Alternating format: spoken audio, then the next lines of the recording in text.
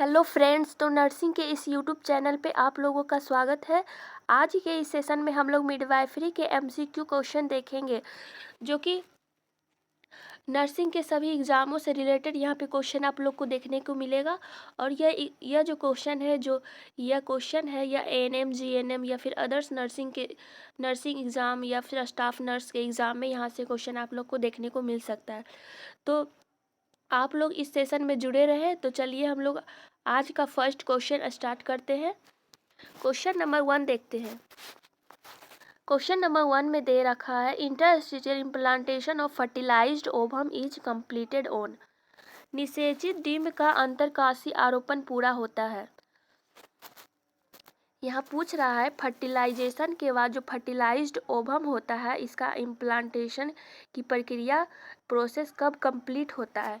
जो फर्टिलाइजेशन के बाद जो फर्टिलाइज्ड ओवम होता है वह यह प्रक्रिया जो स्टार्ट होती है वो निषेचन के 6 से 7वें दिन प्रक्रिया स्टार्ट होती है। और यह जो प्रक्रिया पूर्ण रूप से प्रक्रिया स्टार्ट होने के बाद जो फर्टिलाइज्ड ओवम होता है वह 11वें दिन आके यूट्रस में इम्प्लांट हो जाता है। 11वें दिन, तो यह प्रक्रिया 11वें दिन कंप्लीट हो जाती है और स्टार्ट जो होती है यह 6 से 7वें दिन यह प्रक्रिया स्टार्ट होती है।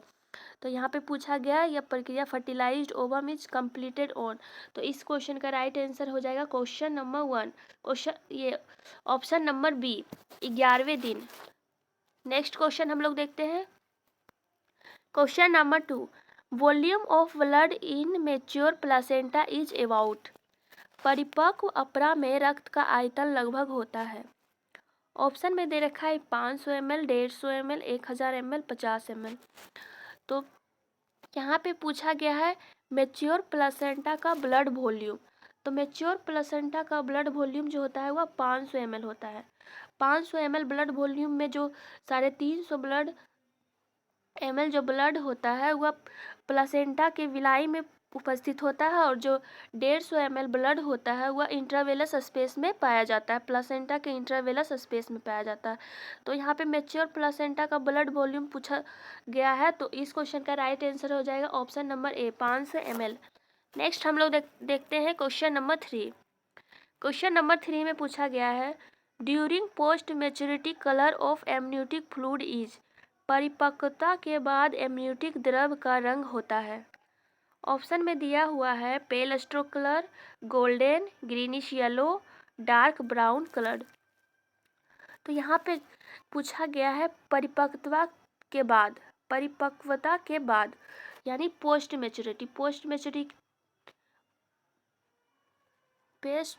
मेच्योरिटी के बाद जो एमनियोटिक फ्लूइड का कलर होता है वह ग्रीनिश येलो होता है, ग्रीनिश येलो। यहाँ पे पूछा गया है पेल स्ट्रो जो कलर होता है या पेल स्ट्रो कलर जो होता है यह टर्म के समय पाया जाता है। एमनियोटिक फ्लूइड का कलर टर्म के समय जो होता है पेल स्ट्रो कलर होता है।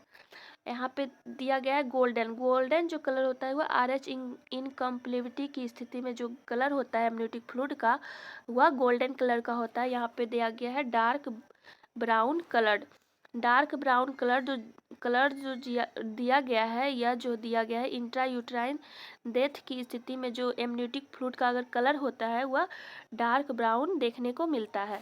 तो यहाँ पे पूछा गया था पोस्ट मेच्योरिटी, तो इसका जो आंसर था option number C, greenish yellow. Next हम लोग क्वेश्चन देखते हैं, question number 4, the organic compounds present in amniotic fluid. Amniotic द्रव में उपस्थित कार्बनिक यौगिक है। यहाँ पे ऑर्गेनिक कंपाउंड पूछा गया है। इसमें जो कंपोनेंट होता है, इसमें जो था कंपोनेंट, ज़्यादातर ये जो एमनियोटिक फ्लूइड होता है वह जल से मिलकर बना होता है, जिसमें जो जल की मात्रा जो होती है 98% जल की मात्रा होती है, और 1 से 2% जो होता है सॉलिड होता है। सॉलिड 1 से 2% होता है, जिसमें ऑर्गेनिक, इनऑर्गेनिक और निलंबित कण उपस्थित होते हैं, जिसमें और यहाँ पे पूछा गया है कार्बनिक, यानी ऑर्गेनिक यहाँ पे पूछा गया 1 से 2% होता है, और कार्बनिक ऑर्गेनिक पूछा गया। ऑर्गेनिक में कौन कौन हो जाएगा, ऑर्गेनिक में यहाँ पे हो जाएगा प्रोटीन हो जाएगा, लिपिड एंड ग्लूकोज हो जाएगा, यूरिया एंड यूरिक एसिड हो जाएगा, और भी इसका एग्जाम्पल है क्रिएटिनिन हो जाएगा। तो यहाँ पे इस क्वेश्चन का राइट आंसर हो जाएगा option number D, all of the above. Next हम लोग बात करते हैं क्वेश्चन नंबर 5। क्वेश्चन नंबर 5 में पूछ रहा है which is the most common and ideal pelvis, सबसे आम और आदर्श पेल्विस कौन सा है। ऑप्शन में दिया एंड्रोइड, गायनेकोइड, प्लेटिप्लोइड, एंथ्रोपोइड। तो जन्म की प्रक्रिया, जन्म की सुगमता से देखते हुए यहाँ पे जो महिलाओं में जो आदर्श पेल्विस माना जाता है वह जो होता है गायनेकोइड पेल्विस होता है। तो इस क्वेश्चन का राइट आंसर हो जाएगा गायनेकोइड। और यहाँ पे दिया गया है एंड्रोइड। एंड्रोइड जो पेल्विस होता है यह जो होता है मेल में देखने को मिलता है। इसका जो शेप होता है, एंड्रोइड पेल्विस का जो शेप होता है यह हार्ट शेप का होता है, और गायनेकोइड पेल्विस जो होता है यह राउंड शेप का होता है। और यह जो गायनेकोइड पेल्विस है यह आदर्श पेल्विस माना जाता है। और यहाँ पे दिया हुआ है प्लेटिप्लोइड पेल्विस। इसका जो शेप होता है, प्लेटिप्लोइड पेल्विस का जो शेप होता है वह किडनी शेप का होता है, किडनी शेप का होता है। यहाँ पे एंथ्रोपोइड दिया गया। एंथ्रोपोइड जो पेल्विस होता है इसका जो आकार होता है, शेप होता है, या जो होता है ओवल शेप का होता है। नेक्स्ट हम लोग बात करते हैं क्वेश्चन नंबर 6। क्वेश्चन नंबर 6 में पूछा गया total increment in blood volume during pregnancy is about, गर्भावस्था के दौरान रक्त की मात्रा में कुल वृद्धि लगभग होती है। प्रेगनेंसी के दौरान जो ब्लड वॉल्यूम होता है उसमें कितना इंक्रीजमेंट होता है। ऑप्शन में दिया गया 100 ml, 2000 ml, 1500 ml, 500 ml। तो इस क्वेश्चन का राइट आंसर हो जाएगा 1500 ml। और यहाँ पे जो ब्लड वॉल्यूम का जो इंक्रीजमेंट होता है वह फर्स्ट ट्राइमेस्टर में कम होता है, और जो इसका इंक्रीजमेंट जो होता है वह प्रेगनेंसी के 36 से 37 सप्ताह में ज़्यादा देखने को मिलता है। नेक्स्ट हम लोग बात करते हैं question number 7। The hormone which is necessary for the continued activity of follicle stimulating hormone, वह हार्मोन जो फॉलिकल स्टिमुलेटिंग हार्मोन की निरंतर गतिविधि के लिए आवश्यक होता है वह है। ऑप्शन में दिया गया है प्रोजेस्टेरोन, एस्ट्रोजन, एलएच, थायरोक्सिन। तो इस क्वेश्चन का राइट आंसर हो जाएगा option number B, oestrogen. Next हम लोग बात करते हैं क्वेश्चन नंबर 8। क्वेश्चन नंबर 8 में पूछा गया है during pregnancy the structure that acts as power house of hormone production is, गर्भावस्था के दौरान हार्मोन उत्पादन के पावर हाउस के रूप में कार्य करने वाली संरचना है। प्रेगनेंसी के दौरान पावर हाउस के रूप में कार्य करने वाली संरचना है। यहाँ पे जो है प्लासेंटा जो है, प्लेसेंटा यह जो है इंडोक्राइन ग्लैंड की तरह कार्य करता है। इससे जो होता है हार्मोन का रिलीज होता है, जैसे HCG, LH, HCG, HPL, oestrogen और प्रोजेस्टेरोन। हार्मोन का सिक्रेशन करता है प्लेसेंटा के द्वारा HCG, HPL, एस्ट्रोजन और प्रोजेस्टेरोन। तो जो यहाँ पे जो प्लेसेंटा है, प्लेसेंटा यह पावर हाउस के रूप में कार्य करता है। इस क्वेश्चन का राइट आंसर हो जाएगा option number B, placenta. Next हम लोग बात करते हैं question number 9। The major biological function of HCG is, HCG का प्रमुख जैविक कार्य है। ऑप्शन ए में दिया गया है maintenance of corpus luteum till 6 week of pregnancy, गर्भावस्था के 6ठे सप्ताह तक कॉर्पस ल्यूटियम का रखरखाव। बी में दिया गया स्टिमुलेट मैटरनल थायराइड ग्लैंड, मातृ थायराइड ग्रंथि को उत्तेजित करता है। Increase in the size of breast, स्तन के आकार में वृद्धि करता है। हाइपरट्रोफी ऑफ वाजाइना, योनि गतिविधि। तो इस क्वेश्चन का राइट आंसर क्या हो जाएगा, यहाँ पे HCG का प्रमुख जैविक कार्य जो होता है यह जो होता है प्रेगनेंसी का 6ठे सप्ताह तक कॉर्पस ल्यूटियम का रखरखाव करता है। Maintenance of corpus luteum till 6 week of pregnancy. इस क्वेश्चन का राइट आंसर हो जाएगा ऑप्शन नंबर ए। नेक्स्ट हम लोग देखेंगे question number 10। Which of the following is a hypertensive disorder of pregnancy? निम्नलिखित में कौन गर्भावस्था का उच्च रक्तचाप विकार है? ऑप्शन में दिया गया eclampsia, placenta previa, hyperemesis gravidarum, ectopic pregnancy.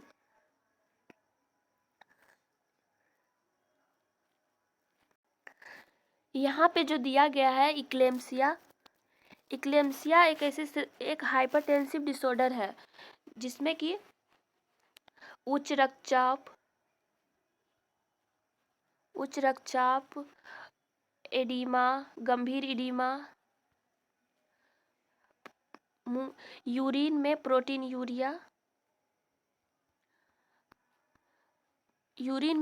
Urea के साथ साथ यहाँ पे कन्वल्सन की स्थिति भी देखने को मिलता है। सीजर और कोमा की स्थिति महिला में देखने को मिलता है प्रेगनेंसी के दौरान, उसको ही इक्लेम्सिया बोलते हैं। और इक्लेम्सिया जो है हाइपरटेंसिव डिसऑर्डर है। तो इस क्वेश्चन का राइट आंसर हो जाएगा ऑप्शन नंबर ए, इक्लेम्सिया। यहाँ पे जो प्लासेंटा प्रीविया है, प्लासेंटा प्रीविया यह जो होता है, इसमें जो नॉर्मल जो प्लासेंटा होता है, नॉर्मली रूप से जो प्लासेंटा होता है वह यूट्रस के अपर सेगमेंट में इम्प्लांट रहता है। लेकिन जो प्लासेंटा प्रीविया की जब स्थिति होती है उस समय जो ये प्लासेंटा जो होता है वह लोअर सेगमेंट में इम्प्लांट हो जाता है। उस स्थिति को ही प्लासेंटा प्रीविया कहते हैं। नेक्स्ट है यहाँ पे हाइपरिमेसिस ग्रेविडेरम। हाइपरिमेसिस ग्रेविडेरम क्या है? हाइपरिमेसिस ग्रेविडेरम जो है, इसमें जो होता है प्रेगनेंसी के दौरान जो होता है महिला में अत्यधिक मात्रा में गंभीर रूप से वोमिटिंग देखने को मिलता है, वोमिटिंग, जिसमें कि HCG का स्तर अत्यधिक बढ़ जाने के कारण यह स्थिति देखने को मिलता है। और इक्टोपिक प्रेगनेंसी जिसमें कि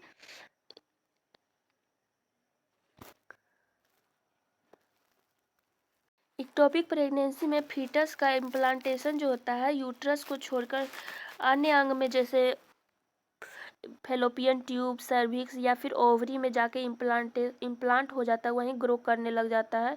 वही जो स्थिति होता है उसको इक्टोपिक प्रेगनेंसी कहते हैं। नेक्स्ट क्वेश्चन देखते हैं। यहाँ पे इस क्वेश्चन का जो राइट आंसर था eclampsia. Next question number 11, during pregnancy which of the following hormone is responsible for hypertrophy and proliferation of the ducts of breast? गर्भावस्था के दौरान निम्न में से कौन सा हार्मोन अतिवृद्धि और स्तन की अन्नलिकाओं के प्रसार के लिए जिम्मेदार है? ऑप्शन में दिया गया एस्ट्रोजन, प्रोजेस्टेरोन, HCG, टेस्टोस्टेरोन। तो यहाँ पे इस क्वेश्चन का राइट आंसर हो जाएगा option number A. Next question number 12, gestational age is calculated from. गर्भकालीन आयु की गणना की जाती है। ऑप्शन में दिया गया first day of first menstrual period, option B में last day of first menstrual period, option C first day of the last menstrual period, option D 14th day of the last menstrual period. तो इस question का right answer हो जाएगा option number C, first day of the last menstrual period, last menstrual period का पहला दिन। इस question का राइट आंसर हो जाएगा ऑप्शन नंबर सी, अंतिम मासिक धर्म का पहला दिन को गेस्टेशनल एज से कैलकुलेट किया जाता है। Next question number 13, softening of the cervix during pregnancy is termed as. गर्भावस्था के दौरान गर्भाशय ग्रीवा का नरम होना कहलाता है। प्रेगनेंसी के दौरान जो सर्विक्स होता है, सर्विक्स का सॉफ्टनिंग यानी सर्विक्स जो होता है मुलायम हो जाता है, उसको क्या बोलते हैं, कौन सा साइन बोलते हैं उसको? ऑप्शन में दे रखा है जेक्मियर साइन, ओसिंडर साइन, गोडेल साइन या फिर हैगर साइन। तो सॉफ्टनिंग ऑफ सर्विक्स कहते हैं गोडेल साइन को। यहाँ पे दे रखा है जेक्मियर साइन। जेक्मियर साइन किसे बोलते हैं? जेक्मियर साइन में होता है प्रेगनेंसी के फर्स्ट ट्राइमेस्टर में जो ब्लड रक्त आपूर्ति जो होता है वो बढ़ जाने के कारण जो म्यूकोसा जो होता है विजाइनल के पास जो म्यूकोसा होता है, म्यूकोसा का कलर नीला हो जाता है, उसे ही जैकमेर साइन कहते हैं, ब्लड आपूर्ति बढ़ जाने के कारण। और यहाँ पे दे रखा है, यहाँ पे ब्लड कलर नीला हो जाता है, म्यूकोसा का जो कलर होता है वह नीला हो जाता है।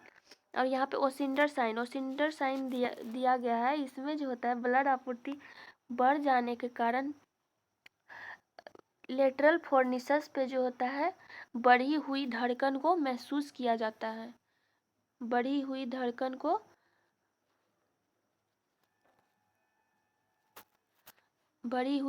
महसूस किया जाता है। और यहाँ पे दिया हुआ है हैगर साइन में जो होता है यूट्रस का जो मुलायम होना होता है वह हैगर साइन कहलाता है। Next question number 14, in following which is not a pregnancy sign. निम्नलिखित में से प्रेगनेंसी साइन नहीं है, प्रेगनेंसी का साइन नहीं है।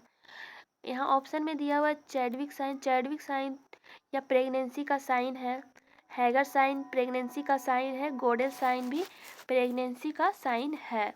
तो यहाँ पे कौन सा नहीं हो जाएगा, ब्रोंजिस्की साइन, यह जो साइन है यह प्रेगनेंसी साइन नहीं है। इसमें ब्रोंजिस्की साइन जो होता है मेनिंजाइटिस के ट्रीटमेंट के लिए निदान के लिए ब्रोंजिस्की साइन का यूज किया जाता है।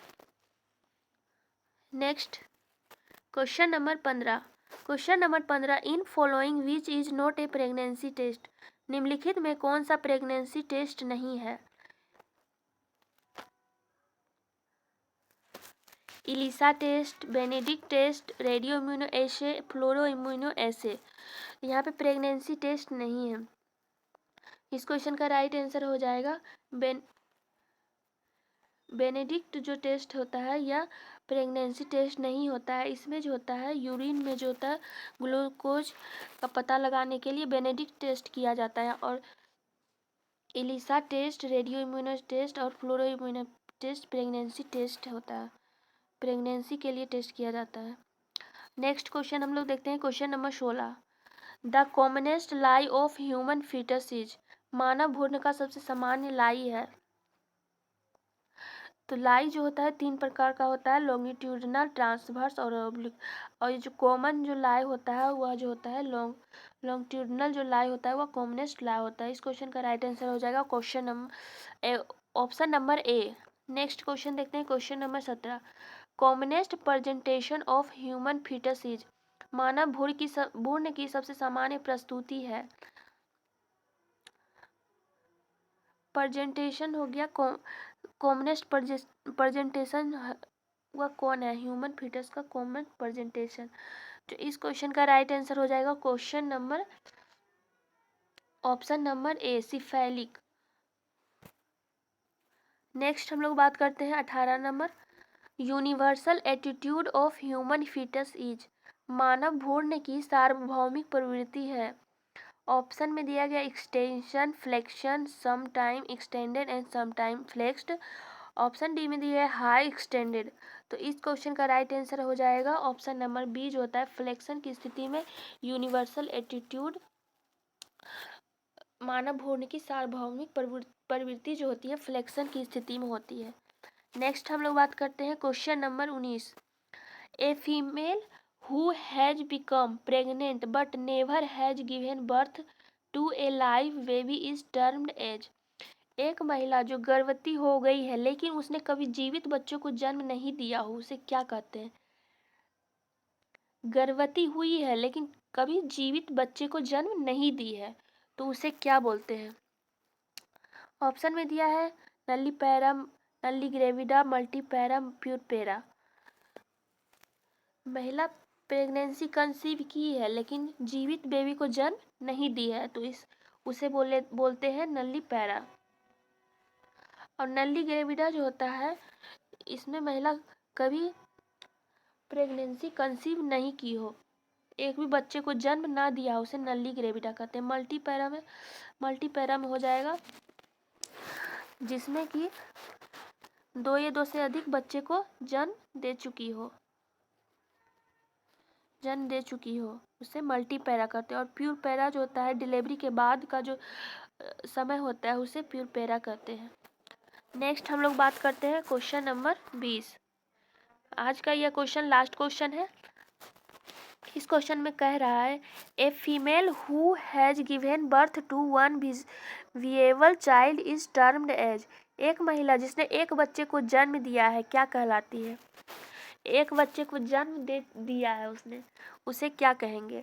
ऑप्शन में दिया है primary para, multi para, nulli gravida, primary gravida. तो यहाँ पे प्राइमरी पैरा जो होता है वह फर्स्ट बेबी डिलीवर कर चुकी हो उसे प्राइमरी पैरा कहते हैं। ऑप्शन ए इस क्वेश्चन का राइट आंसर हो जाएगा।